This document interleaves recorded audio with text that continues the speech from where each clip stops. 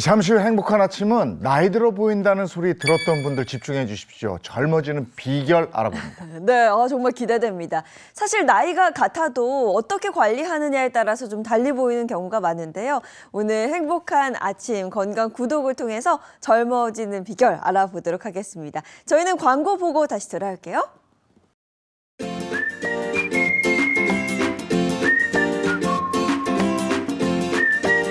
안녕하십니까. 행복한 아침 이재용입니다. 안녕하세요, 정예인입니다. 오늘은 4월 19일 금요일이고요. 건강 함께 챙겨보는 건강 구독 준비됐습니다. 네, 앞서 예고해드린 대로 오늘은 젊어 보이는 비결에 대해서 알아볼 텐데요. 사실 나이보다 젊어 보인다, 동안이시네요, 이런 말은 언제 들어도 기분 좋은 말인 것 같습니다. 근데 중년 넘어서면 한 해 한 해 다르죠. 그냥 온 몸으로 느끼거든요. 네. 근데 딱 나가서 오랜만에 만나는 사람이 이렇게 좀 나이 들어 뵌다 이러면 무너지거든요. 너무 안타깝습니다. 이거 정말 웃으면 안 되는 일인데 웃음이 나는데, 자, 그래서 오늘 건강구독 주목해 주시고요. 또 기대가 됩니다. 금요일입니다. 행복한 아침 시작합니다.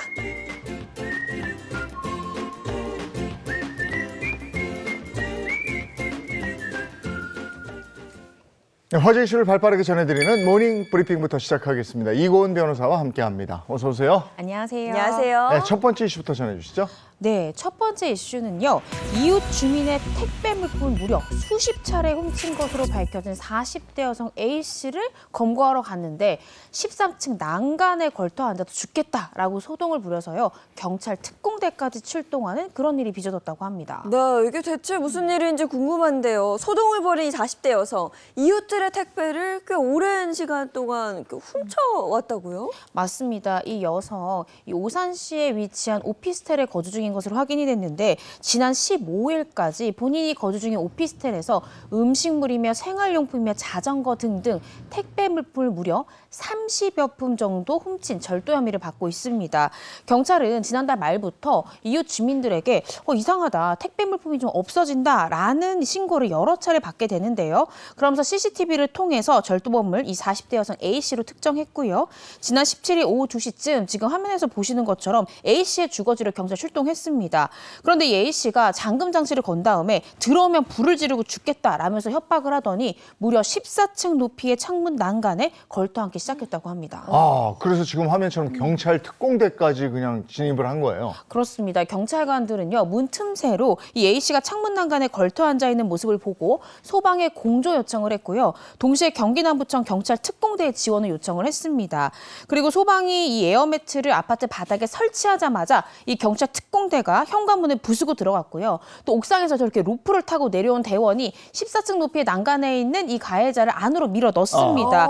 이렇게 동시에 한 결과 결국 이 A씨를 검거해 하는데 성공하고 말았습니다. 네, 긴박했던 상황이 잘 마무리된 건 정말 다행인데요. 이웃들의 입장에선 정말 황당했을 것 같아요. 더 황당하게요. 경찰의 주거지를 보니까 택배 물품 30여 개가 더 쌓여 있었다고 합니다. 피해자들은 이 택배가 절도됐다는 사실도 모르고 택배 회사에다 보상을 요청한 그런 피해자도 있었고요. 또 아직까지 미배송 상태다라고 알고 있었던 피해자까지 있었다고 합니다. 현장에서 발견된 택배 상자에는 주소지가 다 기재가 되어 있었고요. 경찰은 그 주소지 일일이 확인을 해서 또 다른 피해자가 있는지 철저히 수사하겠다고 합니다. 택배를 훔쳐서 피해를 준 것도 모자라서 그래 난동을 부려가지고 경찰 특공대, 소방대 이거 출동비 받아야 되는 거 아닙니까? 그러니까요. 이거 반성을 하고 있나 모르겠습니다. 자, 다음 소식은요? 네, 한강공원에 설치된 영화 괴물의 이 괴물 조형물이 조만간 철거 수순에 돌입한다라는 소식입니다. 이 조형물은 봉준호 감독의 영화죠. 이 괴물에 등장하는 괴물을 재현한 이 조형물로 영화는 굉장히 인기 있었지만 10년 동안 도시 미관을 해친다. 이 부분에 대해서는 문제가 계속해서 제기가 되어 왔던 그런 상황이었습니다. 실제로 그동안 그동안 뭐 예산 낭비다 이런 비판이 있긴 했었죠. 그렇습니다. 설치 당시에는 이 한강을 스토리텔링한 조형물을 설치한다라는 취지로 예산을 무려 1억 8천만 원을 투입해서 조성이 됐지만 10년간 흉물 취급을 받으면서 도시 미관을 해친다던가 예산 낭비다라는 지적들이 계속해서 제기되어 왔습니다. 이에 서울시는 이 조형물을 철거하는 방향으로 내부 지침을 정한 것으로 전해졌는데요. 공공미술심의위원회와 전문가 자문 등 절차를 밟은 다음에 이르면 상반기 안으로 철거에 들어갈 예정이라고 합니다. 이게 저것뿐이 아니고 전국적으로 한번 조사를 해봤으면 좋겠어요. 다니다 보면 도대체 저거는 왜 저기 세워져 있는 거야 이게 네. 있거든요. 그거 한번 곰곰이 고민을 좀 해보시죠. 이참에. 예, 다음 소식은요. 네, 지난 2022년 강릉에서 발생한 이 급발진 의심 송자 사망 사건 많은 분들 기억하실 텐데요.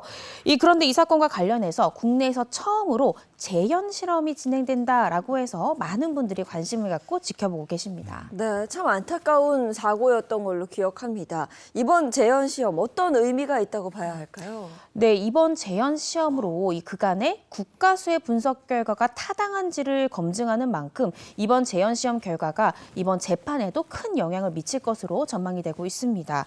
어제 법조계에 따르면 운전자 B 씨와 그 가족들이 제조사를 상대로 낸 이 7억 6천만 원 규모의 손해배상 청구 소송에서 원고 측이 요청한 사고 현장에서의 이 가속 페달 작동 시험 감정이 오늘 같은 장소 또 같은 조건의 차량으로 진행될 예정이라고 합니다. 이게 국내에서 처음 재현 시험이라는 게 진행이 된다고 하는데 뭘 중점적으로 보는 겁니까? 이번 실험에서는요, 이 국가수 분석의 타당성을 검증하는 것이 가장 중요한 시험의 목적입니다. 따라서 피고인 제조사 측이 제공을 했던 이 변속장치 진단기를 활용해서 이번 재현 실험이 이루어지게 되는데요. 원고 측은 약 30초 동안 계속해서 이 사건 급발진 과정이 진행이 됐는데 그러면 이 급발진이 되는 30초 동안 운전자가 계속해서 가속 페달을 브레이크로 착각해서 밟는 것이 가능하냐? 그건 불가능하다라고 주장을 해왔고요. 반면에 피고인 이 제조사 측은 사고 기록 장치 기록과 또 국가수 분석 등을 토대로 이 페달 오조작 가능성을 주장해 왔습니다. 양측의 주장 팽팽하게 맞서 왔는데요. 원고 측은 이번 재현 시험을 통해서 국가수의 분석이 틀렸다라는 부분을 입증하는 한편 이 피고 측의 주장 역시나 근거가 없다라는 것을 이번 재현 시험을 통해서 입증하겠다라는 계획을 가지고 있습니다. 네, 그동안 급발진 사고 우리가 왕왕 봤었는데 자동차 자체의 결함은 찾아낼 수 없었다. 이래가지고 그냥 네. 끝났거든요. 이번에 이게 관심이 집중되는 이유이기도 한데 한번 잘 살펴볼 일입니다. 예, 다음 이슈도 전해주시죠. 네, 최근 원달러 환율 1,400원까지 찍으면서 5월에 또 연휴 혹은 또 이번 여름 휴가로 해외여행 계획하시는 분들 근심이 커지고 있습니다. 이 달러를 사용하는 미주 지역뿐만 아니라요. 동남아 같은 경우에도 일단 달러로 바꿨다가 현지 화폐로 환전하는 만큼 여행 경비에 대한 부담을 토로하는 분들이 늘고 있습니다. 정말 그럴 수밖에 없겠네요. 특히 뭐 동남아 지역으로 여행을 갈 때는 비교적 저렴한 비염에 갈 수 있다. 그래서 많은 분들이 가시는 거거든요. 네, 이 실제로 여행업계 등에 따르면요, 이 고환율 현상이 계속해서 지속되면서 이 여행객들, 해외 여행객들의 부담 또한 커지고 있다. 이렇게 여행업계는 보고 있습니다. 달러 환율이 오르면서 숙박비 올라, 뭐 입장비 올라, 여행 경비가 전체적으로 상승하면서 이 부담이 커질 수밖에 없기 때문에 여행 심리조차 위축될 수 있다. 이렇게 여행업계는 우려하고 있는데요. 이를 두고 여행객들 사이에서는 미리 환전해둘 걸, 미리 환전해두지 않은 게 좀 후회스럽다라는 반응까지 나오고 있습니다. 반면 엔저 현상으로 이 여행 경비가 비교적 저렴한 편인 일본 같은 경우에 한동안 일본 여행 인기 계속 지속될 예정으로 전망되고 있습니다. 네, 올 5월에 가족여행 계획해 놓으신 분들도 있을 거고 네. 아마 여름 성수기 여행 계획은 이미 지금 세우셔야 될 텐데 네. 고민 많아질 것 같습니다. 다음 소식도 전해주시죠. 네, 얼마 전에 이 팽이버섯이나 청양고추에도 우리가 로얄티를 지불하고 있다라는 소식 전달해 드렸는데요. 흔히 마시는 커피나 콜라, 또 이 햄버거에도 로얄티를 계속해서 우리가 지불하고 있었습니다. 이것도 몰랐습니다. 청양고추도 놀랐는데 오늘 관련된 이야기 좀 나눠볼 텐데 이 로열티라는 게 어떻게 보면 일종의 사용료라는 거잖아요. 그러다 보니 굉장히 다양한 품목에서 로열티를 내고 있는 것 같습니다. 네, 그렇습니다. 어제 한 매체 보도에 따르면요. 지난 1년 동안 스타벅스, 맥도날드, 코카콜라 등이 로열티 명목으로 지불한 돈이요. 무려 수백억 원에 달한다라고 합니다. 그중에서도 스타벅스의 로열티가 가장 높은 것으로 집계됐습니다. 이게 거의 문화 수준 정도 돼가지고요. 네. 라면 드시고도 가셨죠. 하나 한 잔 드시거든요. 네. 이런 건 좀 그러니까요. 네, 스타벅스 같은 경우에는요, 이 SBI 이 네바다와 상표 및 이 기술 사용에 대한 라이센스 계약을 맺어서 순 매출액의 일정률에 상응하는 금액을 로열티로 지급하고 있는데요.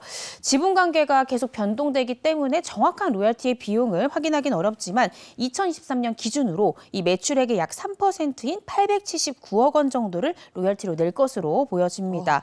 또 한국 맥도날드 같은 경우에는 매출액의 무려 5.29%에 해당하는 684억 원가량을, 코카콜라 같은 경우에는 약 400억 원가량을 이 라이센스 사용료로 지불했다고 합니다. 아, 저게 또 입에 배 가지고 안 먹을 수도 없고. 그러니까요. 참. 예, 오늘 모닝 브리핑 여기까지 하겠습니다. 이고은 변호사와 함께했습니다. 고맙습니다. 고맙습니다.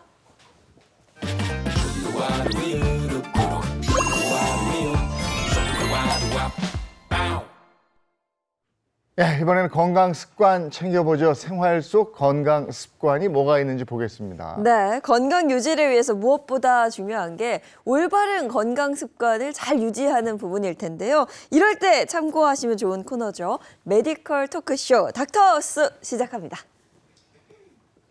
내 몸을 위한 건강 노하우 닥터하우스에서 전해드릴게요. 안녕하세요. MC 이정수입니다. 안녕하세요. 통합치의학과 전문의 정명준입니다. 흔히 치아 건강을 오복 중 하나라고 하죠. 보통 맛있는 음식을 맛보고 즐기는데 필요하기 때문이라고 생각하지만 사실 더 중요한 이유가 있습니다. 바로 치아가 건강하지 못하면 평생 온몸의 건강이 위협받기 때문인데요. 그래서 오늘 주제는 바로 평생 건강의 바로미터 잇몸병입니다. 잇몸병이라는 게 평생 건강을 무너뜨릴 수도 있는 그런 질환인가요? 네, 맞습니다. 치주병이라고 하는 잇몸병은요, 치아를 지지하는 조직에 생기는 염증 질환으로 치은염과 치주염이 이 잇몸병에 속하는 대표적인 질환입니다. 아니, 말씀하신 치은염, 치주염, 치수염, 벌써 머리 아파요. 네네. 근데 이게 뭔가 복잡한데 너무 헷갈려요. 무슨 차이가 있습니까? 네, 우선 치은염부터 말씀드리면요. 치은염이란 치은, 즉 잇몸에 생긴 염증을 말하는데요. 치주인대나 잇몸뼈에까지는 퍼지지 않은 상태로 비교적 가벼운 질환에 속합니다.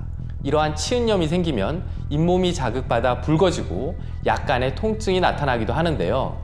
음식물을 먹을 때나 이를 닦을 때 조금씩 피가 나기도 합니다. 치은염이 악화되면 잇몸뼈 주변까지 염증이 퍼지게 되는데요. 이를 바로 치주염이라고 합니다. 치아를 둘러싼 지지 조직에 염증이 생겨 치태 내의 세균과 독소에 의해 발생하는 만성 염증성 질환입니다. 그럼 치은염이 이제 악화된 게 치주염이라고 하면 치수염은 또 어떤 질환인가요? 네, 치수염은 좀 다른 질환인데요. 우선 치수라는 부위는 치아의 중심부에 있는 신경이나 혈관이 지나는 곳을 말합니다. 이 부위가 충치나 치주염에 의한 세균 감염으로 염증이 생긴 것을 바로 치수염이라고 하죠. 이 치수염은 특히 산통, 요로결석에 이어 의학계 3대 고통 중에 하나란 이야기가 있을 정도로 극심한 통증을 유발하게 됩니다. 그렇게 아프단 말이에요? 네. 치수에 염증이 생기면 그 속을 지나는 혈관이 확장되고 충혈되면서 혈액의 양이 증가하기 때문인데요. 상태가 아주 나쁠 땐 가볍게 뜨거운 물만 마셔도 참기 힘든 통증이 지속되기도 합니다. 아니, 이렇게 통증이 심할 때는 또 찾아가겠지만 치은염 때는 이렇게 통증이 있다가도 없다가도 좀 약하기도 해서 그냥 참고 넘어가는 경우가 많지 않습니까? 그럼 뭐 괜찮은 것 같기도 하던데요. 실제로 많은 분들이 그렇게 얘기하시는데요. 아유, 절대 그렇게 하시면 안 됩니다. 안 되는군요. 가벼운 치음형 상태일지라도 잇몸병을 일으키는 입속 세균들은 심장이나 폐, 췌장 등 온몸으로 퍼져 전신 질환을 야기하기도 하고요. 인지 기능이 떨어져 치매의 위험도 높아지게 됩니다. 또한 산모의 경우에는 조산을 야기하기도 하는데요. 그렇기 때문에 치아가 건강하지 못하면 평생 온몸의 건강이 위협받는다고 할 수 있습니다. 그래서 잇몸병이 평생 건강의 바로미터라고 했군요. 어떤 방법으로 치료할 수 있을까요? 만일 치아와 잇몸 사이에 생긴 치주낭이 심할 경우 깊이를 줄이기 위해 잇몸을 외과적으로 제거하여 치료를 하기도 하는데요. 그럼에도 어쩔 수 없이 치료가 불가능한 경우는 발치를 할 수밖에 없습니다. 그 발치 후엔 어떤 치료를 할 수 있습니까? 그럴 때는요, 잇몸뼈에 이 픽스처를 식립하게 되고요, 치아의 기능을 살려주는 임플란트라는 수복 치료를 진행할 수 있습니다. 임플란트는 자연 치아의 기능을 상당 부분 회복시켜 주는데요. 하지만 치료 기간이 비교적 긴 편이기 때문에 최근에는 일명 내비게이션 임플란트라고 불리는 디지털 가이드 임플란트 방식의 치료가 많이 활용되고 있습니다. 내비게이션이라 그러면 그거 자동차 운전할 때 쓰는 거 그거 아닌가요?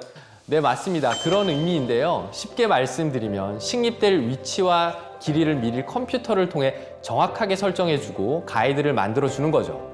구강 구조는 사람마다 각기 다르지 않겠습니까? 그러다 보니 디지털 가이드 임플란트를 통해 식립할 각도와 위치, 특히 깊이까지 미리 파악하게 되고요. 환자마다 가지는 신경관이나 혈관을 피해서 최소한의 절개와 손상을 주며 빠르게 수술을 진행할 수 있기 때문에 좀 더 발전된 치료법이라 할 수 있습니다.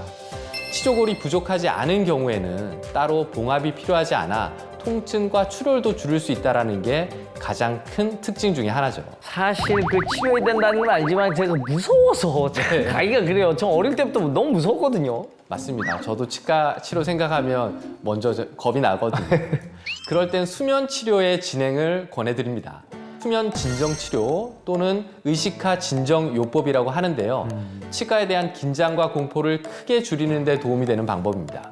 진정 약물을 투여하고 의식화 진정, 그러니까 잠이 든 상태에서 치료법을 받기 때문에 치료 중에 고통이나 불편함에 대한 기억이 거의 남지 않게 되고요.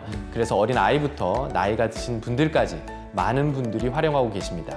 양치와 스케일링 등도 중요하지만요. 통합치의학과 전문의로서 가장 중요하게 생각하는 것은 반드시 조기 치료를 해야 한다는 겁니다. 잇몸병이 더 많이 진행될수록 치료에 드는 시간과 노력, 그리고 비용은 증가하기 때문인데요. 작은 잇몸병이라고 해서 놓치지 말고 빠르게 치료하셔서 평생 건강하시길 바랍니다. 자, 오늘 여러분의 평생 건강을 지켜드린 겁니다.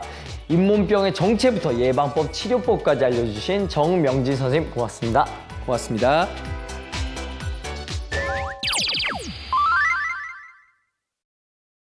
지금 여러분은 건강 노하우를 전해드리는 닥터하우스와 함께하고 계시고요. 이번에는 산부인과 선생님을 모셨습니다. 안녕하세요. 산부인과 전문의 이은정입니다. 선생님, 이번 주제는 뭘까요? 보통 성가시거나 처리하기 어려운 일 또는 애태우게 하는 상황일 때 골칫거리라고 표현합니다. 그리고 저 같은 여성들에게 이런 골칫거리가 되는 질환이 있는데요. 이번 주제이기도 한 그 질환의 정체는 바로 여성들의 골칫거리, 질염입니다. 선생님, 질염이라는 게 정확하게 뭐죠? 질염이란 말 그대로 여성의 외음 부위인 질에 균이 감염된 것을 말합니다. 가장 흔한 질 감염으로는 세균성 질염과 칸디다 질염, 그리고 트리코모나스 질염 등이 있습니다. 아니 생각보다 종류가 많네요. 전 질염이라 그러면 그냥 하나뿐인 줄 알았는데요. 다들 그렇게 생각하시기 쉬우신데요. 사실 질염은 종류도 다양할 뿐만 아니라 분비물의 색깔도 다르고 냄새나 가려움의 여부, 그리고 세균성인지 진균성인지 또는 기생충인지 그 감염 원인균도 다 다릅니다. 그래서 이에 따른 치료법 역시 달라질 수 있기 때문에 질염의 종류를 구분하는 것이 무엇보다도 굉장히 중요합니다. 아, 그렇군요. 그러면 하나하나 조금 자세히 알아봐야 될 것 같습니다. 만약 노란 콧물 같은 분비물이 나오고 비린 냄새가 난다면 세균성 질염일 가능성이 굉장히 높습니다. 평소 여성의 질내에는 수많은 정상균이 분포되어 적절한 산도를 유지하고 있어요. 그러면서 비정상적인 박테리아의 증식을 억제해 정상적인 질내 환경을 유지하게 되는데요. 이 어떠한 원인으로 인해 순간 질내 산성 환경이 깨지게 되면 혐기성 세균이 갑작스럽게 증가하여 질염이 발생하는데 이게 바로 세균성 질염입니다. 이러한 세균성 질염이 만성화가 되면 분비물에서 악취가 나게 되고요. 질 점막이 약해지면서 피부가 빨갛게 부어오르기도 하고 통증이 생기기도 합니다. 그러면 칸디다 질염은 어떤가요?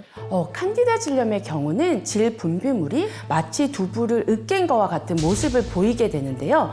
냄새는 특별히 없지만 질 입구가 가려운 것이 특징입니다. 그래서 이런 진균에 의한 감염으로 나타나는 증상들은 주로 면역력이 떨어졌을 때 곰팡이균이 과도하게 증식하면서 염증을 유발해서 생깁니다. 아, 이름도 어려워요. 이거는 트리코모나스? 아, 이 질염은 어떤가요? 특징은 녹색을 띠면서 거품 섞인 질 분비물이 나올 때 우리가 트리코모나스 질염을 의심할 수 있는데요. 기생충에 의해 감염되는 질염으로 질 내 정상적인 산성 환경을 변화시키기 때문에 세균성 질염 등과 함께 나타나는 경우가 많습니다. 이 질염을 겪는 분들도 많이 있나요?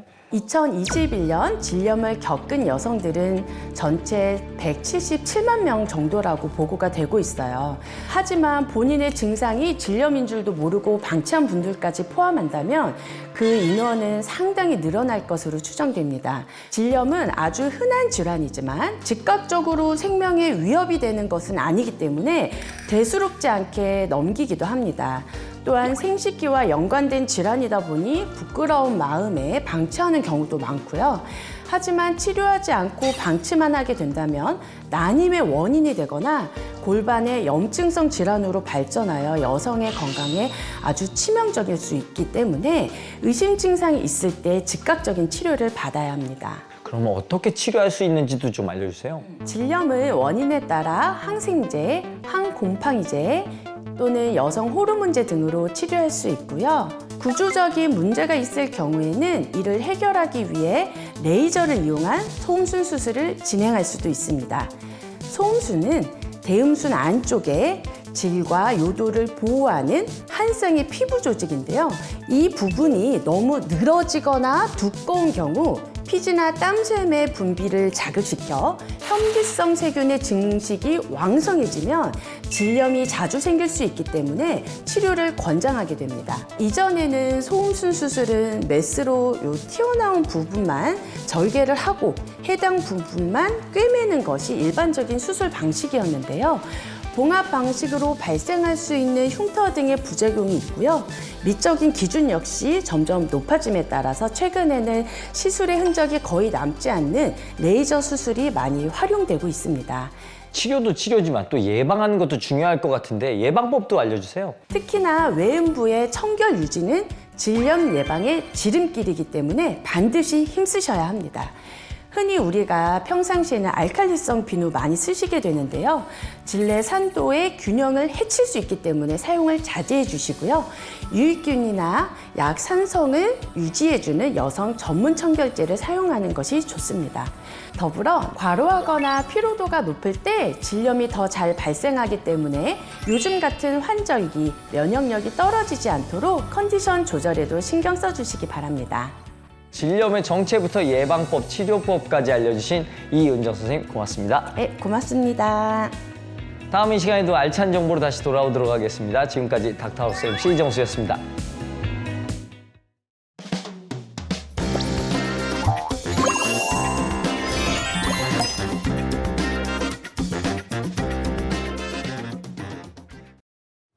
네, 건강 정보를 본격적으로 나누는 우리 건강 구독 얘기 나누기 전에 또 우리 선생님들 소개하기 전에 먼저 소개해 줄 분이 있죠. 차윤환 식품생명공학 박사 먼저 소개합니다. 어서 오세요. 네, 안녕하세요. 차윤환입니다. 네, 반갑습니다. 자, 오늘은 어떤 참견을 해주실까요? 차윤환 박사님, 오늘도 네. 궁금합니다. 자, 일단 참견을 하기 전에 두 분에게 좀 질문을 하고 싶은데요. 두 분이 일단 그 행복한 아침 MC로 네. 제 기억에 2019년부터 그죠? 호흡을 맞추셨죠? 네. 그렇죠. 자, 그런데 잘 맞으시는 것 같습니까? 네? 어떠세요? 좀 잘 맞으세요? 아이, 차윤환 박사 아시잖아요. 진짜 눈빛만 봐도 척하면 척입니다. 아니, 너무 잘 맞죠. 요즘에는 제가 좀 깜빡깜빡할 때가 있는데 그때마다 옆에서 탁 캐치해서 하잖아요. 아유, 뭐. 그거 아시면서 아, 야, 이거 왠지 그 부부들한테 둘이 사이 좋아? 그러고 물어보면 다들 그냥 하면서 하는 것 같은데 실제로 제가 쭉 봤더니 두 분의 관계는 진짜 100점 만점에 120점, 20점은 보너스라고 이제 생각이 듭니다. 환상궁합인데요. 자, 우리가 일반적으로 이런 경우를 케미스트리, 즉 케미가 잘 맞는다라는 표현을 하고 있습니다. 자, 그런데 음식도요. 궁합이 있고요. 두 개를 같이 먹었을 때 궁합이 좋은 경우도 있지만 또 두 개를 같이 먹으면 궁합이 안 좋은 경우도 있거든요. 그래서 오늘 참견에서는 두 개를 같이 먹었을 때 소화 흡수 같은 것에 나쁜 영향을 주는 그런 좀 안 좋은 궁합에 대한 이야기를 해보려고 합니다. 아, 이게 궁합이 맞지 않으면 소화 흡수까지 안 되는군요. 그러니까 나이가 들면서 음식 먹으면 조금 먹었는데도 배가 더부룩하고 왜 이러지 할 때가 있는데 이게 음식 궁합하고도 관계가 있을 수 있네요. 그렇죠. 자, 그래서 일단 그 두 분한테 제가 질문을 또 하나 드리려고 하는데 앞에 네. 그 OX표가 있어요. 그 OX표를 가지고 좀 들어주시면 되는데요. 자, 내용은 이렇습니다. 나는 고기를 먹을 때 밥을 꼭 챙겨 먹는다. 그러면 O 아니면 X. 저는 O. 저도 그래요. 근데 이게 습관이야. 맞아. 이걸 안 먹으면 뭔가 허전해. 근데 사실 아까는 속이 좀 더부룩하다는 얘기 했는데 요즘엔 이러면 너무 배부른 거고 젊었을 때 하도 먹던 습관이 있으니까 뭔가 고기 먹은 다음에 된장찌개나 김치찌개 밥 먹어야죠. 안 먹으면 허전해. 맞아요. 저는 그 고기 이렇게 잘라가지고 막 밥도 볶아 먹고 막 그러잖아요. 무조건 먹죠. 자, 그래도 이 두 분은 조금 이제 얘기가 그런 게 아마 젊은 친구들한테 물어봤으면 그럴 거예요. 전 밥 아니고 냉면 먹는데요. 이럴 것 같은데. 자, 여기에서 말씀드리고 싶은 건 이제 이상하게 고기를 좀 많이 먹고 밥을 먹으면 고기만 먹었을 때보다 소화가 좀 잘 안 된다. 이런 얘기를 하는 분들이 있거든요. 자, 이 이유가 좀 있습니다. 자, 이유는 뭐냐면요. 우리가 일반적으로 고기라고 하는 거는 동물성 단백질, 그래서 소화를 하려면 단백질 분해 요소가 필요하고요. 밥이나 냉면 같은 경우는 일반적으로 탄수화물, 그래서 탄수화물 분해 요소가 필요합니다. 자, 그런데 이걸 동시에 먹게 되면 두 가지 소화 요소가 모두 다 필요한데 두 가지 소화 요소들이 작용하는 방식이나 시간, 조건들이 좀 차이가 날 수가 있어요. 그래서 고기하고 밥을 같이 먹으면 소화 요소들이 서로 좀 이제 경쟁을 하면서 소화가 잘 안 될 수가 있다 보니까 그 속에서 부패가 일어나고 소화가 좀 더디게 될 수가 있습니다. 그래서 가능하면 밥 먹고 고기 먹고 하는 것보다는 밥하고 고기를 같이 먹는 것보다는 밥하고 고기를 먹는 시간을 조금 두는 게 좋지 않을까라는 참견을 좀 해보고 싶네요. 그러니까 고기 먹고 밥 먹고 이럴 때 속이 더부룩했던 게 나이 먹어서가 아니고 네. 그 궁합이 있다. 그렇죠. 이거예요. 그러니까 네. 좀 이렇게 소화를 너무 바쁘게 만드는 거죠. 자, 그러면 또 이런 것도 있어요. 단백질 고기를 먹으면서 이게 두부와 같은 식물성 단백질도 또 드시는 분들이 있거든요. 근데 이것도 조금 두 개가 서로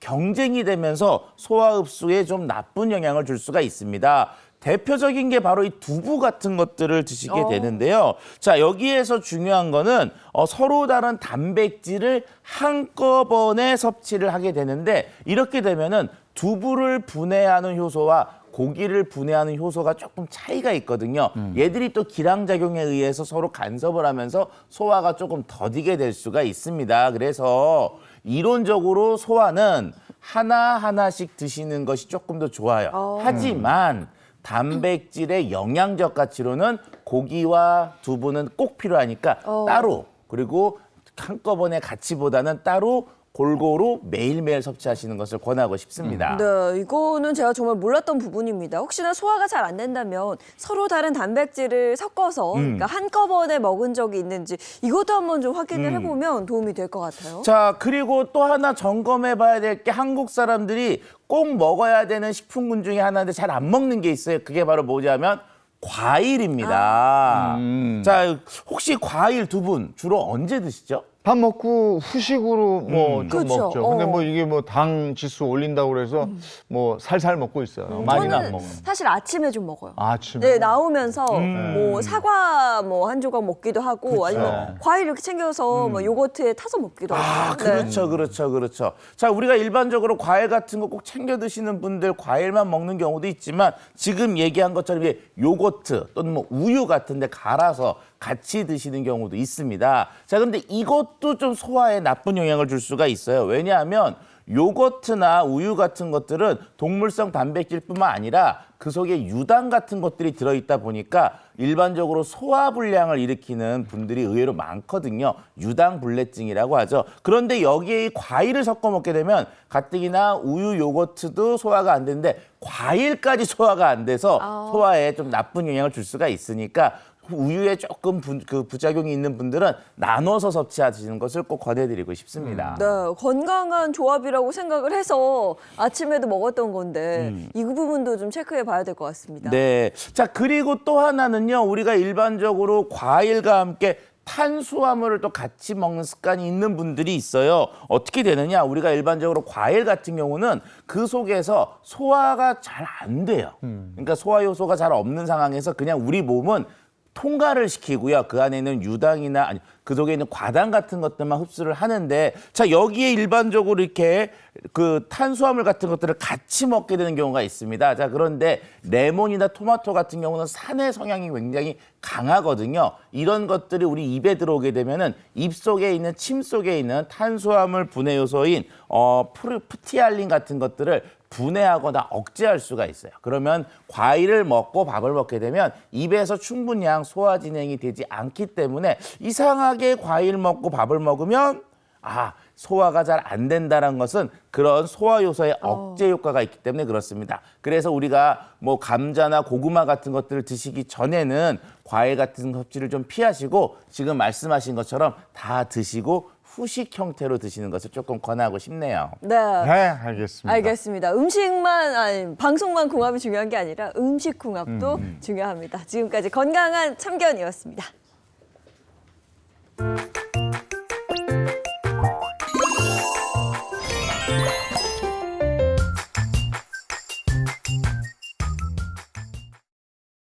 우리가 음식 궁합에 대한 얘기는 많이 했었는데 네. 그래도 이렇게 직접적으로 들으니까 좀 이렇게 알아서 챙겨 먹어야 되겠다. 너무 이렇게 섞어 먹으면 또 안 되는 거죠. 네, 섞어 먹는 것도 좀 피해야 하고 어떤 궁합이 잘 맞는지 좀 알아보고 먹는 것도 중요할 것 같습니다. 자, 이어서 금요일에는 맞춤 구독 영상으로 건강 고민 해결해보는 건강 구독 준비돼 있죠. 가장 먼저 주치의 선생님들부터 소개해드리겠습니다.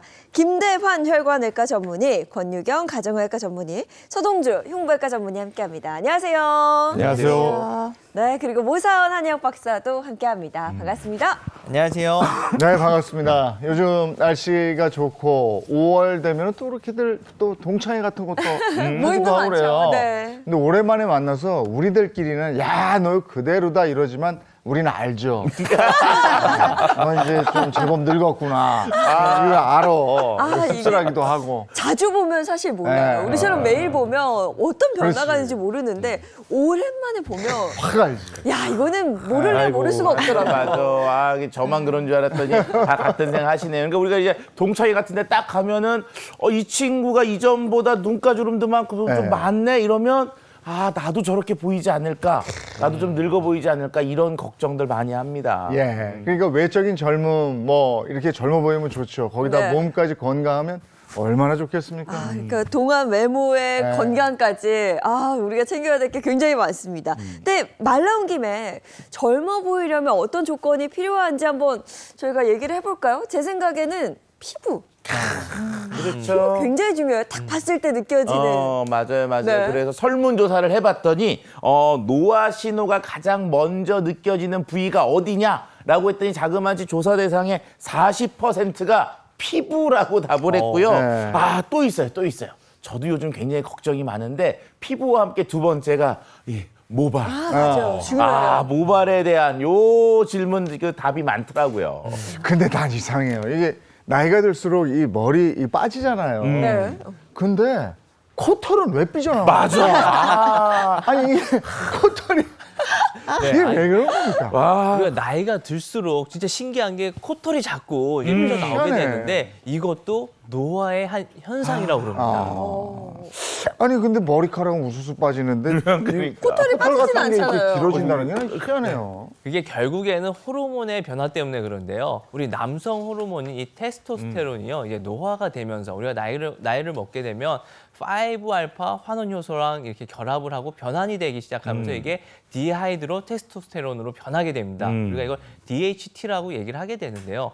이 DHT가요, 희한하게 이 머리카락 쪽 모낭이 아니라 나이가 들면은 눈썹, 코 쪽, 그리고 턱 주변 이쪽에 있는 모낭만 그렇게 활성화를 시키는 겁니다. 따지고 보면 생각해보면 우리 진짜 머리카락 빼고 나머지 부분들 털이 다 길어지거든요. 눈썹도 이렇게 길어지고 수염도 나고 이게 결국엔 다 노화의 하나의 현상이다. 늙어서 그렇다. 슬픈 얘기입니다. 네. 아, 그런 이유가 있었군요. 저 어쨌든 저는 개인적으로 이제 코털이 빠지잖아요. 그럼 이렇게 쑥 넣어가지고 보호하려고 하는데 주위 사람들은 뽑아 그러거든요. 근데 코털 뽑으면 몸에 안 좋다는 얘기도 있어요. 맞나요, 이게? 맞습니다. 그 코털 우리 몸을 지키는 가장 중요한 방어막이죠. 왜냐하면 우리가 이제 코로 외기를 흡수할 때 이 코털에서 외기에 있는 먼지 이런 것들이 자연스럽게 마치 공기청정기처럼 걸러지는 역할을 하는데 요게 없으면 호흡에 영향을 줄 뿐더러 문제는요. 그 남자분들 한번 경험 있으실 겁니다. 코털을 뽑아보면 굉장히 그 모근의 깊이가 깊어요. 머리카락보다. 그래서 생각보다 점막에 깊이 박혀 있고 그게 뽑히면서 염증을 유발하게 되면 이 코하고 실은 여기 뒤에 이게 그 중비갑계라고 해서 바로 이 뇌 쪽과 긴밀하게 연결이 되어 있기 때문에 농담이 아니라 코털을 잘못 뽑은 부분에 염증이 생기고 그 염증이 뇌막염으로 진행하는 경우가 있어서 폐혈증에 빠졌다는 보고도 있기 때문에 코털 잘못 뽑고 사망에 이르렀다라는 그런 좀 충격적인 의학적 보고도 있습니다. 개인적으로는 그 가위도 실은 상처를 좀 줄 수 있기 때문에 코털을 좀 제거하는 그 면도기 같은 게 있어요. 그런 것들을 좀 이용해서 깔끔한 남성성을 좀 연출하고 싶다면 코털이나 이 귀털 좀 정리를 좀 하시면 딱 봐서 젊음의 유지가 다른 게 아닙니다. 딱 정리가 되면 네. 굉장히 젊어 보인다. 아니, 차 박사님 들으셨죠? 뽑지 마세요. 아니, 저는 안 뽑아요. 자꾸 사람들이 뽑으라고 그래가지고 저는 이렇게 쑥 넣는데도요, 이게. 네. 근데 이 코털은 사실 뭐 남성 호르몬과 연결이 되는 거니까 성별 상관없이 늙어 보이는 이유 또 좀 어떤 게 있을까요? 네, 내가 또래보다 늙어 보일 수 있는 이유 바로 이 손등에 있습니다. 네. 손등? 네, 제가 관련해서 퀴즈를 한번 준비해봤는데요. 화면을 한번 보실까요? 네, 손등을 보고 나이를 한번 맞춰보세요. 네. 저분의 나이를. 저 손은 한 지금- 60대 후반? 60? 아니. 한 50? 아니, 그런데 일반적으로 이게 반전이 있어서 의외로 저게 한 10대 후반이나 20대 초반 이러지 않을까. 설마. 아주 고생을 많이 했어. 이럴 수 있잖아요. 네. 정답은요? 사실 한 시청자분의 손등이거든요. 정답은요, 바로 40대입니다. 40대. 네. 저는 사실 딱 보고 한 50대 생각했었는데 관리를 좀 덜 하신 걸까요? 아니 50대는 이래요. 저게 50대는 아니야. 그치. 저는 한 60대 정도로 보는데. 와, 관리 잘하셨네요. 50대는 요 정도. 네, 사실 좀 더 이제 노화돼 보이시긴 하는데요.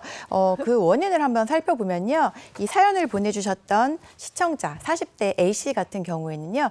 평상시에는 이제 카페를 운영을 하시면서 아무래도 손을 씻을 일이 이제 많으시고요. 또 주말이 되면은 주말 농장을 하면서 농사일까지 하신다고 합니다.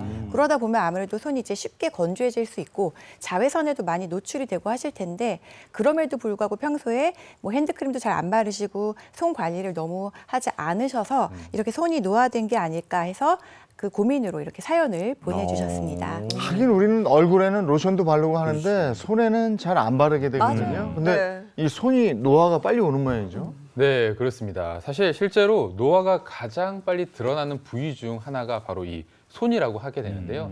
손 중에서도 그 중에서도 제일 사실 노화가 빨리 일어나는 게 바로 이 손등에 있는 손등 피부입니다. 사실 일반적으로 이 손바닥 표피 두께는 한 1.6mm로 사실 평균적인 진피 표준이 한 0.1mm이니까 한 10배 이상 두꺼워요. 그런데 이 손등의 피부 같은 경우는 뺨이나 뭐 가슴 다른 부위에 비해 훨씬 얇아서 노화의 진행도 더 빠르다고 알려져 있습니다. 또 뿐만 아니라 이 손등이 빨리 이 노화가 찾아오는 이유가 손등 쪽에 이 피지샘 분포가 좀 적기 때문에 피지샘이 좀 모자라서 그럴 수도 있습니다. 우리 몸엔 약 200만 개의 피지샘이 있는데요. 여기 피지샘에서 분비되는 이 피지가 무조건 나쁜 건 아니거든요. 이게 나옴으로 인해서 약간 보습 효과도 있고요. 항산화 효과 그리고 자외선으로부터 우리 몸을 보호해주는 역할도 하고 있습니다.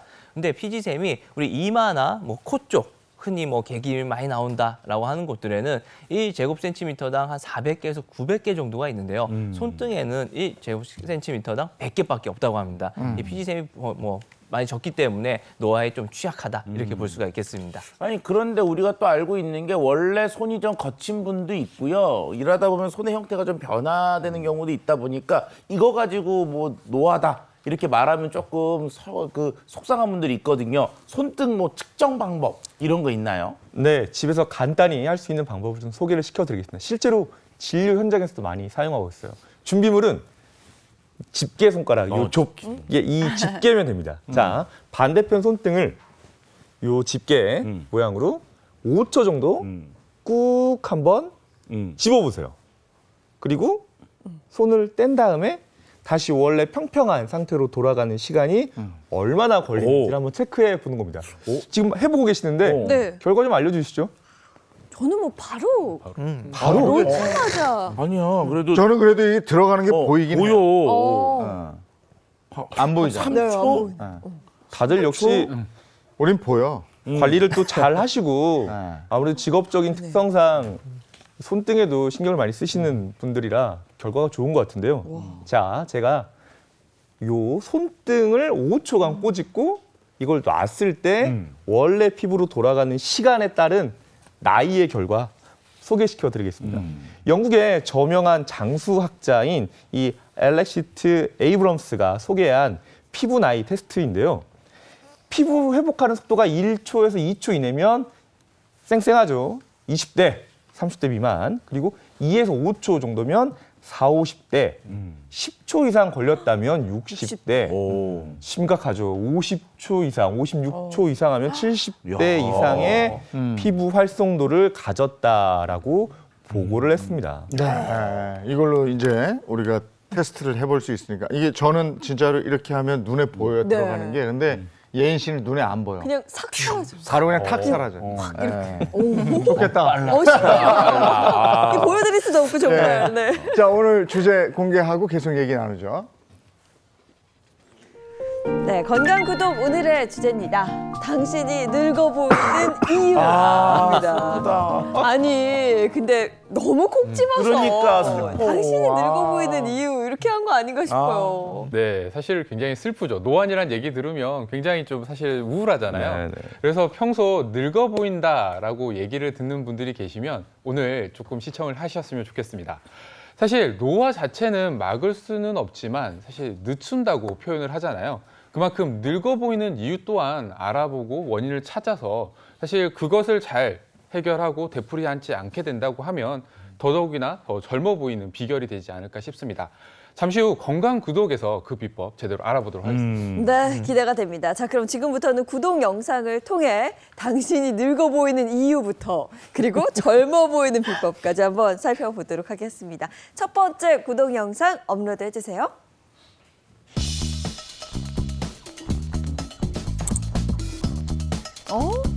늙어 보이는 이유가 눈 밑에 있어요? 야, 중요하죠. 눈이 주름이 있으면 늙어 보여요. 아우.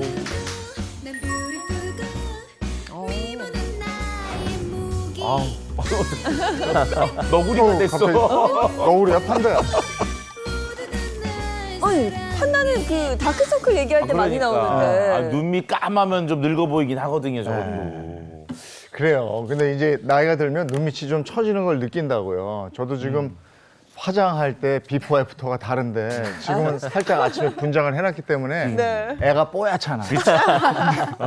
이걸 한꺼풀 벗겨놓으면 또 안 그래요. 아, 맞아요. 그리고 또 우리가 나이 먹고 중년 되면 뱃살 걱정만 하는데 뱃살 걱정도 있지만 실제로 이게 눈 밑에 있었던 뭐 이렇게 좀 살들도 빠지고 여기가 좀 뭔가 이렇게 시커매지면 네. 야, 이거 어떻게 해야 되나 하고 고민 많거든요. 맞아요. 실제로 저도 덮어놔서 모릅니다. 지금. 그러니까 아니 근데 눈밑이 좀 색이 좀 까매져도 화장하면 되거든요. 근데 화장으로 안 가려지는 게 있어요. 주름. 눈밑 주름은 정말 화장으로도 가릴 수 없는 건데 어떻게 이 중에 정답이 있을까요, 선생님? 네, 말씀하신 것처럼 물론 눈밑 주름이라든지 색소 침착도 더 나이를 들어 보이게 할 수 있는 중요한 원인이긴 합니다. 하지만 이제 오늘 언급할 노화의 주범은 따로 있는데요. 아마 이분들을 보시면 쉽게 맞추실 수 있을 것 같아요. 화면을 한번 보실까요? 아니 별로 네. 박명수 씨가 예전에 조금 늙어뵀는데 요즘에는 안 그런 것 같고 전현무 씨야 뭐 아직 늙을 나이는 아니잖아. 네. 예. 뭐가 다르다는 건가? 뭐가 다른 거지? 일단 이분들 근데 저 방금 딱 기억난 게 있어요. 예. 눈 밑에 뭔가 이것을 하고 나서 좀 젊어졌다. 눈 밑에 뭐 넣었나? 눈 밑에 뭐? 이런 얘기 들었었거든요. 그럼 비교 사진이 있나요? 네, 한번 볼까요? 이게 왼쪽 게 전이구나. 그래. 다르죠. 아 그러네. 시술 전과 후가 확실히 다르고 어우, 확 달라. 전현무 씨 같은 경우에는 예. 확실히 다릅니다. 시술 저는 뭔가 좀 이렇게 반항적이네요 보니까. 야. 얼굴이 아까- 근데 화이트닝을 했나? 얼굴이 하얘진 것 같은데. 근데 보시는 분들은 이것 때문이구나 하고 바로 아실 것 같은데요. 네, 그렇습니다. 이제 아무래도 이제 눈 밑으로 불룩하게 이제 붉어져 있는 이 지방은요, 중년층 이상에서 이제 쉽게 나타날 수 있고 심해질 수 있는 자연스러운 노화 현상 중에 하나입니다. 그런데 이 눈 밑에 있는 이 지방은요, 노화가 진행됨에 따라서 지방이 더 이제 침착이 되고요, 불룩하게 튀어나오고 밑으로 처지게 되는 그런 현상이 있죠. 그런데 이렇게 불규칙한 지방은요, 아무래도 우리 사람 인상을 좀 더 칙칙하고 좀 우울해 보이게 하고 더 나이가 들어 보이게 하는 그런 원인으로 작용을 할 수가 있습니다. 네, 그러니까 이게 그래요. 그냥 뭐 예쁘게 이렇게 지방이 쌓이는 것도 아니고 불규칙하다고 맞아. 하셨잖아요. 네. 어떤 건 좀 이렇게 두껍고 그래. 이렇게 막 그러면서 더 스트레스를 받고 이걸 좀 해결해야겠다라는 생각이 들게 하는데 우선 눈 밑 지방이 나이 들수록 이렇게 볼록해지는 특별한 이유가 좀 있을까요? 그게 이제 볼록해지는 것도 우리 애교살이라고 해서 예쁘게 볼록해지면 괜찮은데 바로 눈 밑이 아니라 대부분 지방이 그 아래층으로 이제 나이가 들면 형성이 되기 때문에 이게 문제가 되는 겁니다. 그러다 보니까 상대적으로 눈 바로 밑은 되게 꺼져 이렇게 처졌다, 뭐 꺼져 있다라는 얘기들이 나오게 되는데요. 그 이유가 결국에는 나이가 들면서 이 중력의 영향에 의해서 그런데 우선은 이 눈 주변의 구조를 좀 먼저 살펴보자면요. 우리 눈에는 이쪽 안화라고 그래서 안구가 들어가 있는 구조물이 있고요. 그 밑에 눈을 잡아주고 있는 눈물꼬랑 인대가 있습니다. 이 눈물꼬랑 인대는 사실 되게 튼튼해갖고 우리가 아무리 나이를 먹더라도 얘가 처지는 일은 절대 없습니다. 그런데 그 위에 쌓여있는 지방, 근육, 피부 같은 것들은 중력에 의해서 조금씩 이렇게 내려오게 되다 보니까 희한한 곳에 이렇게 지방이 쌓이고 이쪽이 다 얼룩덜룩 이렇게 이상이 생기게 되기 시작하는 겁니다. 이게 딱 붙어 있으면 되는데 그러니까. 아무래도 아까 중력 말씀하셨는데 이렇게 내려가요. 처지는 거죠. 흐르게 돼 있어. 네. 아이들. 이 피부에 좀 탄력이 떨어지면서 어쩔 수 없이 약간의 처짐이 발생할 수밖에 없는데요. 이 얼굴을 담당하는 이제 단단한 인대층을 기준으로 인대는 끈을 형성하고 있고 그 위아래가 살짝 처지면서 눈 밑에 뭐가 좀 보이는데 라는 게 생기는 건데 이게 눈 밑에 보이는 것뿐 아니라 볼도 중력에 맞아. 피해갈 수가 없어서 이 인대가 지키면서 볼과 그리고 눈 밑 지방이 처지니 약간 좀 나이 들어 보인다. 근데 문제는 이 팔자주름이라고 하죠. 이것도 실은 인대가 이제 남아 있는 거고, 요 인대가 남아 있는 거고, 인대 주변으로 이게 처지면서 약간 좀 뭐랄까 얼굴이 좀 이게 나이 들어 보이는. 그러니까 여기 있는 지방이 부분이 이리로 있다. 가더라니까. 거기까지 배로 내려가는 보여, 거예요? 배로다. 진짜. 이렇게 흘러가 어떻게? 아니, 네. 그런데 말씀을 그렇게 하셔도요, 이렇게 볼 내려오고 눈 밑 내려오고 이런 거 솔직히 신경은 쓰여도 연예인들처럼 이렇게 시술이나 수술하기 쉽지가 않아요. 왜냐하면 비용도 비용이고 겁나고 그러거든요. 네, 그렇죠. 사실 가서 이제 뭐 시술 받고 이러는 게 쉽지 않죠. 그래서 오늘 눈 밑 지방을 집에서 관리할 수 있는 간단한 방법 몇 가지를 좀 소개해 드리려고 하는데요. 먼저 매일 해주면 도움이 될 수 있는 림프 마사지를 소개해 드리려고 합니다. 먼저 이제 이 림프 마사지는 제가 얼굴 주변을 할 텐데요. 우리가 림프절이라고 하면 보통 뭐 서해부나 뭐 애가부 쪽에 림프절이 많다라는 얘기들을 많이 듣지만 사실 얼굴에도 굉장히 림프샘들이 많이 존재하게 됩니다. 특히 뭐 코 주변부나 관자나 뭐 귀 앞쪽, 목 뒤쪽 이런 부위 그리고 얼굴의 가장자리까지 해서 이 림프절들이 굉장히 많이 있거든요. 그렇기 때문에 이 눈 주변을 사실은 림프절들을 잘 풀어주게 되면 이 눈 밑 지방이 잘 생기는 것들을 조금 예방하고 방지하는 데 도움이 될 수 있습니다. 네. 그래서 같이 한번 림프절 마사지를 먼저 해볼까요? 너무 좋죠. 오늘 방법은 굉장히 간단합니다. 저희도 손만 있으면 되고요. 손을 검지를 약간 갈고리 모양으로 만들어 주시면 됩니다. 그래서 먼저 위쪽, 눈 쪽 위쪽을 천천히 안쪽부터 바깥쪽으로 살살 이렇게 밀어주면 됩니다. 쓸어주면 돼요. 미간 쪽에서 바깥쪽으로 이렇게 네, 한 10회 정도 이렇게 자연스럽게 밀어주시면 되고요. 하실 때 이 림프절 마사지는요, 너무 강한 압력으로 뼈까지 막 누른다고 생각하시고 미시면 안 되고요. 부드럽게 미시는 게 필요하고요. 이렇게 미셨다라고 하면요, 이제 직접적으로 눈 밑을 조금 마사지를 할 거예요. 눈 밑을 코 안쪽부터 해서 요 안쪽을 쭉 쓸어 담는다라고 생각하시면서 쭉 위쪽까지 쭉 밀어주시면 시원하네. 네, 오. 이렇게 되게 좋은데요? 밀어주시면 돼요. 여기도 역시 막 누르거나 강한 힘을 줄 필요는 그렇죠. 없죠. 너무 강한 압력으로 하면 이 림프절 자체가 굉장히 약한 조직이기 때문에 손상을 입을 수 있어요. 그렇기 때문에 너무 강한 압력을 하지 말고 부드럽게 쓸어준다고 생각하시면 됩니다. 해보시니까 좀 어떠실까요? 아니 어우, 저는 시원해. 심하게 누르지도 않았는데도 맑아지는 것 같고 진짜 눈에 시원해요. 눈의 피로도 좀 풀리는 것 같고. 너무 내가 지금 신기해요. 아침에 화장해 놓은 게 좀 지워져서 실제로 이렇게 하고 나시면 눈의 피로도가 약간 좀 풀어지시면서 눈이 좀 편해지신다는 생각이 드실 거예요. 우리가 사실 하루 종일 눈을 쓰다 보니까 눈 주변에 이 근육들이 긴장되고 이게 혈액순환도 잘 안 될 수밖에 없습니다. 그렇기 때문에 이렇게 마사지를 해주시게 되면 이 눈 주변에 있는 둘레근 이런 것들에 혈액 공급도 충분해지고 이게 마사지가 되기 때문에 눈의 피로감을 줄이는 데 굉장히 효과적인 방법일 수 있습니다. 네. 네, 눈 주변부를 이렇게 마사지를 했다고 하면 이제 마무리 마사지 방법을 조금 해줄 차례인데요. 눈 주변부에 있는 이런 노폐물들을 이렇게 바깥쪽으로 몰았다라고 하면 이제 이 관자부터 해서 목 뒤쪽으로 해서 이렇게 이 노폐물들이 빠져나갈 수 있도록 마사지를 조금 할 건데요. 똑같은 방법이에요. 똑같은 방법인데 손을 2개, 검지와 중지를 이용해서요. 관자부터 쭉 아래쪽으로 쓰다듬을 겁니다. 귀 앞쪽으로 해서 목 뒤쪽으로, 그래서 목 아래쪽까지 쭉 밀어주시면 돼요.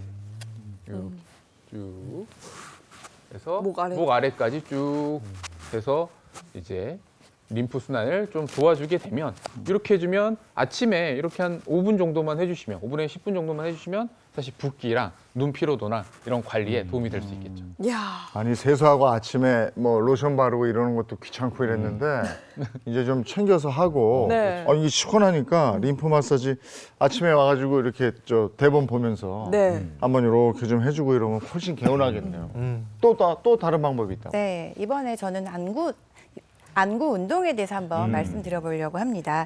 우리가 안구 운동을 통해서 이 눈 둘레 근육을 강화를 시키게 되면은요, 아무래도 혈액순환이 원활해지고요. 그리고 눈 밑에 있는 지방의 볼륨감도 줄어들 수가 있는데요. 일단 설명을 드리면서 한번 따라해 보시겠어요? 네. 일단 두 눈을 지그시 감습니다. 네.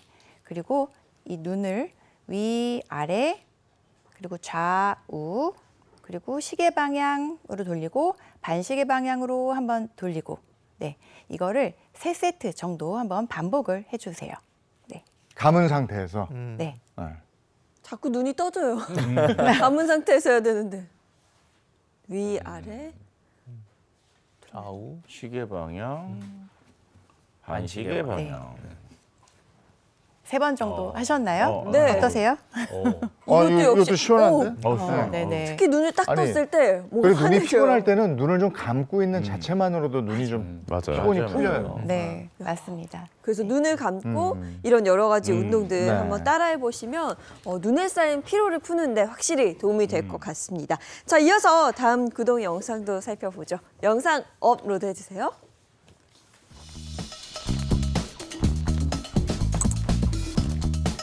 동안 외모의 진실? 아니 피부 좋기로 소문난 게 수지 씨인데 이걸 안 쓴다. 그 뭘까요? 김성령 씨 역시 동안미인이죠. 다들 기법이 있을 거라고요. 아침마다 한 병? 뭘 뭘 드시는 거죠? 그러니까 그러니까 피부 좋다고 소문난 여배우들의 뷰티 시크릿이에요. 네. 너무 궁금한데요? 야, 근데 뭐 한병이라고 그러니까 우리 뭐 한병 이렇게 얘기하면 딴 생각만 나는데 그러니까 그건 아닐 거 아니에요. 그죠? 그건 아니겠죠. 뭐 아침마다 한 병을 마신다. 자, 그럼 세 글자. 뭘까요? 자, 지금부터 이 대표 동안 미녀들의 뷰티 시크릿을 함께 배워보도록 하겠습니다. 자, 먼저 수지 씨. 뭐 수지 씨는 뭐 말해 뭐 하겠어요. 피부 좋은 걸로 너무나도 유명한 여배우인데 세수하고 땡땡을 안 쓴다라고 했거든요. 땡땡. 땡땡. 수건 안 쓰고 이렇게 바람으로 뭐 말린다 뭐 이런 거 아니에요? 수건인가? 네. 수건일 수도 있겠네요. 네, 한 번에 정답이 나서 깜짝 아, 맞아요? 오. 놀랐습니다. 제가 좀 얘기해야 되는데 아, 그래요? 당황스럽네요. 수지 씨가 본인의 동안 피부를 위해서 사용하지 않는다는 건 바로 이제 수건인데요. 수건이에요. 와. 실은 수건을 이제 아예 안 쓴다는 개념은 아니고요. 수건을 피부에 자극이 되지 않게 사용한다 이런 얘기입니다. 무슨 말이냐면 빡빡 시원하게 문지르는 게 아니라 가볍게 이렇게 톡, 톡, 톡 하면서 얼굴에 있는 물기를 가볍게 제거를 한다 이런 건데요. 네. 우리 남성분들 저도 실은 그렇긴 한데 어떻게 시원하게 그냥 빡빡 한번 닦아주죠. 그래야 시원하지. 맞아. 남자분들은 그럴 수 있는데 저는 사실 아예 닦아내는 일 자체를 안 해요. 아, 그래요? 그냥 두드려요. 아이고. 두드려서 사라질 때까지. 수건을 안 쓰고? 네, 안 써요. 아유. 그러니까 따가우면 눈 정도만 하고 나머지는 두드리거든요. 아, 아니, 그러면 10분 일찍 일어나야 돼요. 네, 그렇죠. 아니 남자분들은 솔직히 다 공감하실 거예요. 샤워하고 이렇게 수건질 하는데 갑자기 때가 밀려. 너무 빡빡 밀다 보니까 다시 가서 또 닦고. 그걸 본인 얘기를 이렇게 모두가 그런 것처럼. 제 얘기였습니다. 때가 밀린다는 것까지 너무 가신 것 같아요. 네. 우리 수건으로 이렇게 대부분의 남자들은 저도 그런데 오늘 듣고 깜짝 놀랐어요. 저도 그냥 세안하고 이렇게 빡빡까지는 아니더라도 좀 하여튼 자극이 있게끔 닦고 있었던 것 같은데요. 이게 너무 이렇게 거칠게 닦다 보면은 이 피부 장벽에 크고 작은 상처들이 생기게 되고 이 상처들이 뭐 감염이 일어날 수도 있고요. 이로 인해서 피부 장벽이 손상이 되면서 피부 속 수분이 빨리 증발이 돼서 건조해지게 될 수도 있습니다. 아까 뭐 물기를 뭐 전혀 뭐 안 닦고 그냥 수건을 안 쓰고 완전히 자연 건조시킨다? 사실 이것도 나쁜 게 아예 안 닦은 상태에서 물이 있고 그러니까 그나마 장애인 아나운서님 이렇게 톡톡톡톡 두드려요. 네, 두드려주면서 물기를 날려주잖아요. 근데 그렇지 않은 상태로 가만히 있게 되면요. 이 수분이 날아가면서 내 피부에 있던 수분도 같이 가지고 나가게 되니까 항상 우선은 세수를 하시고 가볍게 톡톡톡톡 이제 물기 살짝만 제거해 주시고 나머지를 자연 건조시켜 주시면 되겠습니다. 네. 아, 그럼 다음 동안미녀 그 뷰티 시크릿도 살펴봐야 될 텐데, 자기 관리에 정말 철저하신 분이 지금 사진에 나오고 맞아. 있죠. 김성령 씨인데. 예. 누가 50대 후반이라고. 그러니까. 보겠어요? 67년생이나. 아유, 네. 아니, 저보다 누나세요. 아유, 누나. 아니, 근데 지금 저렇단 말이야. 와. 10살은 젊어 보이죠? 그러니까. 예? 근데 그 비결이 뭐랍니까?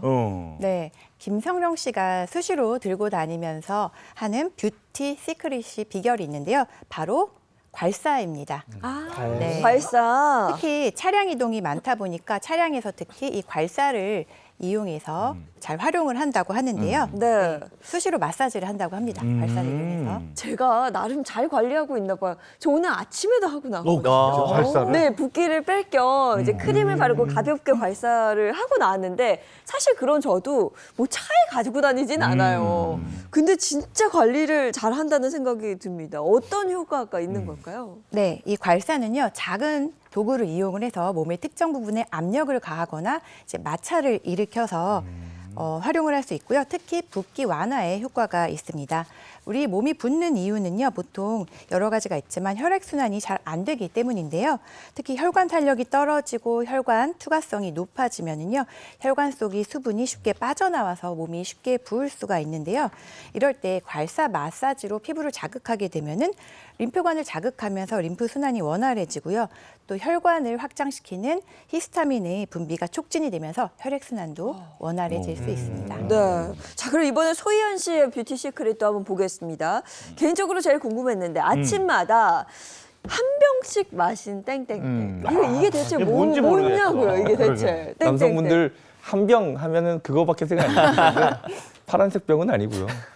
바로 따뜻한 물인데요. 따뜻한 물이 그냥 따뜻한 물은 아닙니다. 준비 과정이 조금 있습니다. 이 소희연 씨는 자기 전에 이렇게 뜨거운 물을 500cc 텀블러에 담아두고 밤새 이제 편하게 주무시고 아침에 눈을 뜨면 밤에 뜨거운 물을 받아놓은 텀블러가 적당하게 식는 거죠. 그래서 아침에 일어나자마자 눈을 뜬 지 30분 이내에 그 따뜻한 물을 다 마신다. 이게 몸속에 부족한 수분을 좀 보충해주는 이 소희연 씨의 뷰티홈 케어 방법이라고 소개를 해줬습니다. 이거는 그야말로 교과서 중심으로 또박또박이잖아요. 기본에 충실하라는 건데 네. 따뜻한 물 아침에 한 잔 이게 그렇게 좋은 겁니까? 네, 그렇습니다. 실제로 따뜻한 물을 아침에 한 잔 드시면요, 우리 근육과 신경계가 재기능을 할 수 있도록 혈액순환을 도와주기도 하고요. 아무래도 노폐물과 독소를 배출하는 데도 도움이 되겠죠. 그리고 신진대사를 강화시키면서 체지방을 분해해주기도 하고요. 특히 신경계 주변에 쌓여있는 지방도 분해하는 데 도움이 되어서 신경계 건강을 유지하는 데도 도움이 될 수가 있습니다. 네. 그리고 요즘처럼 건조한 계절에는 아무래도 피부 보습에도 도움이 될 수가 있고요. 또 활성산소로부터 손상되어 있는 우리 피부 세포를 재생시키고 탄력을 도와주고 피부 노화를 막아주는 역할도 합니다. 네, 관리 비법 한번 들어봤는데 사실 뭐 더 많을 거예요. 이게 전부는 아니겠지만 그래도 핵심은 기본을 잘 지킨다가 아닐까 싶습니다. 근데 저는 사실 이분들 피부도 피부인데 이곳을 보고 정말 놀랐거든요. 목주름. 이렇게 관리하신 분들, 동안인 분들 보면 목주름이 하나도 없더라고요. 그러니까 이게 정말 신기한 것 같아요. 네, 맞습니다. 우리 대표적으로 나이를 알아볼 수 있는 부위가 바로 이 목이 되겠는데요. 목에는 크게 이제 세 가지 주름이 있습니다. 우선은 가장 많은 사람들이 갖고 있죠. 이 가로주름인데 이 가로주름은요, 이게 선천적으로 어려서부터 있을 수가 있습니다. 가로주름. 그 다음으로 여자분들이 가장 싫어하는 주름입니다. 세로주름. 힘줄처럼 나 힘줄이 여기 나와 있다라고 얘기하는 이 세로주름은요, 우리 목에 있는 이제 근육의 외측과 내측 경계가 수축이 되면서 주름이 형성이 되는 거고요. 마지막으로 가장 문제죠. 우리 칠면조처럼 짜글짜글하다. 그러니까 가로 세로 모두 있는 칠면조형 주름입니다. 아니 목주름 그냥 우린 다 목주름인 줄 알았더니 이것도 뭐 종류가 있고 형태가 있네요. 그런데 목주름 나이 먹으면 생기는 거고 또 한 번 생기면 없어지지도 않을 것 같고 그냥 살아야 되지 않을까요, 그게? 아까 손등 주름 얘기했었죠. 이 목주름도 손등하고 좀 비슷한 부분이 있습니다. 일단은 얇습니다. 딱 누가 봐도 좀 얇죠. 그리고 그 밑에 피지선 분비도 좀 적고요. 움직임, 내 자세에 영향을 많이 받을 뿐더러 생각보다 목 부위가 노출이 되는 의상들이 많기 때문에 이 자외선에도 취약할 수밖에 없습니다. 그래서 이 목에 있는 주름을 늦추기 위해서는 내 평상시의 자세 그리고 그 자외선 같은 종합적인 관리를 통해서 이 목주름을 좀 관리를 해야 되고요. 그렇지 않으면 이제 목주름이 깊어질 수밖에 없는 거죠. 네, 자외선 차단제를 그냥 딱 요 얼굴 턱 라인까지만 바르는 분들 계신데 귀랑요 목까지도 네, 자외선 차단제를 꼼꼼히 바르는 게 중요하다고 합니다. 자, 그러면 또 어떻게 하면 목주름이 생기는 걸 좀 막을 수 있을까요? 그것도 궁금하네요. 네, 말씀하신 대로 먼저 목에 있는 피부는요 굉장히 얇고요. 또 피지선이 잘 분포가 발달이 되지 않은 상태이시기 때문에 쉽게 노화에 취약한 부분입니다. 그러다 보니까 보습을 잘 해주시는 게 아주 중요하고요. 그리고 잘 때 아무래도 좀 높은 베개로 자게 되면은 아무래도 많이 굽혀진 상태에서 목에 굵은 주름이 잘 생기고 이게 장시간 동안 유지가 되고 이게 매일매일 수년, 수십 년 유지가 되면은 주름이 점점 깊어지겠죠. 근데 이 목주름 없애자고 베개를 바꿔라 그러면 쉽게 바꿔지나 모르겠어요. 네, 아무래도 그렇습니다. 또 평소 습관이 또 있으실 텐데 하지만 우리가 집에 있는 물건을 잘 활용하기만 하셔도요. 목주름을 막는 베개를 만들 수가 있습니다. 간단하게 만드는 방법을 한번 소개해 드릴까 하는데요. 네, 일단 여기 수건을 2장을 이렇게 겹쳐놨습니다. 네, 다른 거 필요 없고요. 이렇게 수건 2장을 겹친 상태로 돌돌돌 이렇게 말아주시면 됩니다. 네, 이렇게 돌돌돌 2장을 말아주시고요. 네, 이거를 그냥 우리 목 뒤쪽에다가 베고 주무시면 되는 거예요. 네. 그러면 아무래도 목을 덜 굽히게 되고 이 상태가 유지가 되다 보니까 목 주름이 덜 생기게 되겠죠. 네. 아니 뭐 얘기 들으니까 뭐 덜 생기는 거는 뭐 이해가 되는데 그래도 한 번 생긴 주름들이 이렇게 좀 이렇게 다리미 이렇게 쫙쫙 밀어가지고 그냥 쫙 필 수 있는 이런 방법은 없겠죠, 설마? 스트레칭이 하나 있습니다. 운동으로 목주름을 없앨 수는 없지만 목주름을 좀 예방하는 데 도움이 주는 스트레칭이 있어서 좀 소개를 시켜드리고자 합니다. 자, 목의 주름을 담당하는 근육은 이제 피부 가까운 곳에 있는 이제 넓은 목빗근. 우리가 이제 이렇게 하면 보이는 이 쫙 도마뱀처럼 이렇게 목도리 도마뱀처럼 쫙 펴지는 게 넓은 목빗근이고 깊은 쪽에 있는 그 근육, 이제 의사들은 이제 SCM이라고 하는 이 흉쇄 유돌근, 이 두 가지가 이제 자극이 되면 목에 있는 주름 예방에 도움이 되는데요. 어떻게 하냐면 이 엄지손으로 쇄골 시작하는 부위를 누르고요. 턱을 이렇게 든 다음에 턱을 이렇게 앞으로 이렇게 당기면서 목에 스트레칭이 되는 느낌을 느껴보면 도움이 됩니다. 그리고 고개를 좌우로 45도 방향으로 뒤로 살짝 던져주면 아까 말씀드린 대로 그 흉쇄 유돌근이 좀 자극이 되면서 깊은 근육, 겉에 있는 표피 근육과 스트레칭이 동시에 되면서 목에 있는 주름을 좀 예방할 수 있다니 편하게 언제든지 한 2, 30초 정도 하시면 될 것 같습니다. 이것도 시원하죠? 그러니까 이게 시원하네. 아니 그건 라이오넬 리치가 노래할 때 이렇게 하죠. 목주름 때문에. 오늘은 목주름에 대해서 또 배워봤는데 사실 저희가 이거 다 알고 있는데 꾸준히 하는 게 어려워서 그렇거든요. 시간 잠깐 내서 꾸준히 하면 도움이 될 것 같습니다.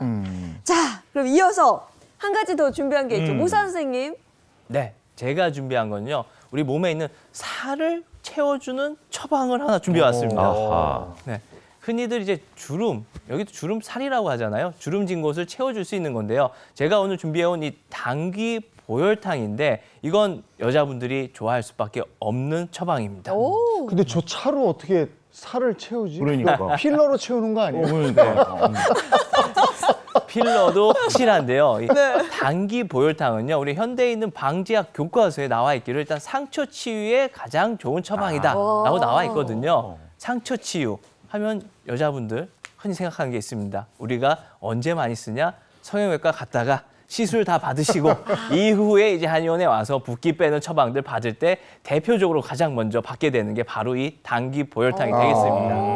네, 그냥 뭐 피부가 조금 안 좋아요. 아니면은 뭐 내가 어떤 시술을 받고 나서 뭐 상처가 빨리 아물었으면 좋겠어요. 뭐 나 쌍꺼풀 수술했습니다. 하면은 우리가 지인들한테 가장 먼저 주게 되는 게 바로 이 당귀 보혈탕인데요. 당귀 보혈탕의 재료도 너무 간단해요. 사실 이걸 공개하면 안 되는 건데 오늘 행복한 아침에서 제가 공개를 합니다. 이게 시중에서 구할 수 있는 재료들이긴 합니다. 바로 당귀랑 황기. 이 두 가지 처방만 있으면 내 피부, 내 주름살 확실하게 없앨 수가 있습니다. 그래요? 일단 당귀는 다들 알고 있는 것처럼 보혈지제의 대표적인 약이 됩니다. 우리 보혈지제는 말 그대로 내 몸 안에 있는 모든 에너지를 좀 이렇게 충족시켜준다, 채워준다라는 얘기가 될 수 있고요. 황기가 좋은 점이 이게 보기의 대표적인 대표적인 약재가 되기도 하지만 황기가 해주는 건요, 겉에 보호막을 쳐줍니다. 피부를 보호해주는 역할을 가장 확실하게 해주는 게 바로 이 황기가 되겠습니다. 그리고 당귀랑 황기가 같이 결합이 돼서 들어가게 되면 당귀가 일단 막 보혈을 해줍니다. 근데 이게 손실이 되면 안 되잖아요. 얼로 날아가면 안 되는데 이걸 잡아주는 게 황기가 되기 때문에 이 둘은 되게 영혼의 단짝이다라고 할 수가 있겠습니다. 네. 우선 이 만드는 방법도 되게 간단해요. 물 1리터를 준비해 주시고요. 우리 당귀랑 황기 두 가지 약재를 준비해가지고 한 움큼씩이라고 항상 얘기를 해요. 대부분 한 움큼 잡으면 이게 남자 손은 한 40g, 여자 손은 한 20에서 30g 정도가 나오거든요. 그러니까 한 움큼씩 한 물 1리터에다가 넣어주시기만 하면 됩니다. 간단하네요. 간단해요. 요게 한 20g씩 되는데요. 요거를 같이 물에 넣고 해주시면 되는데 이것도 당귀를 쓸 때 좀 구분을 해주시면 또 도움이 될 수가 있습니다. 내가 그냥 상처가 너무 많아요. 빨리 이 상처를 아물게 해야 된다. 그러면 당귀에 보면 이렇게 당귀신이라고 그래서 평평한 몸 부분이 있습니다. 당귀신을 많이 이용을 해준다고 그러면 내 몸에 있는 상처, 뭐 종양, 종기 이런 류들을 많이 빨리 없앨 수가 있고요. 알겠습니다. 고 선생님 시간 때문에 요걸 네, 좀 알겠습니다. 앞에 있는 먹어보자. 것들. 일단. 맛 괜찮아. 요거 넣고 한 40분 정도 네, 끓이면 40분 정도만 끓여주시면 네. 젊음을 유지할 수 있는, 야. 붓기를 뺄 수 있는 비결이라고 그럽니다. 네. 자, 오늘은 동안을 유지하는 비법, 젊게 사는 비법을 한번 알아봤어요. 네, 알아봤습니다. 고맙습니다. 자, 고맙습니다.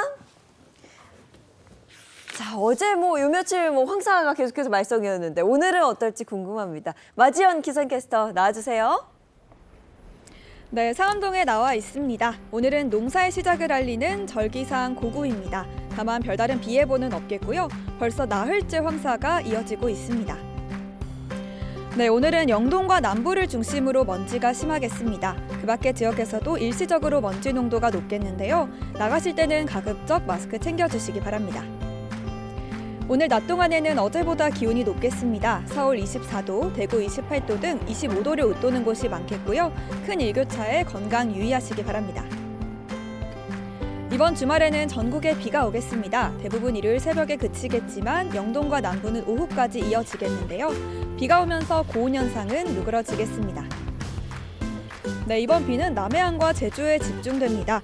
곳곳으로 돌풍과 벼락이 동반될 수 있겠는데요. 안전사고 발생하지 않도록 주의하셔야겠습니다.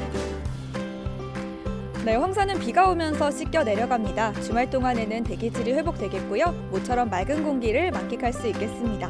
날씨였습니다. 주말에 설레임이 있는 금요일입니다. 나들이 계획 세우신 분들도 많이 계실 거예요. 네, 맞습니다. 주말 행복하게 보내시고요. 저희는 다음 주 월요일 아침 7시 30분에 돌아오겠습니다. 행복한 아침, 행복한 하루, 그리고 행복한 주말 보내십시오. 고맙습니다. 고맙습니다.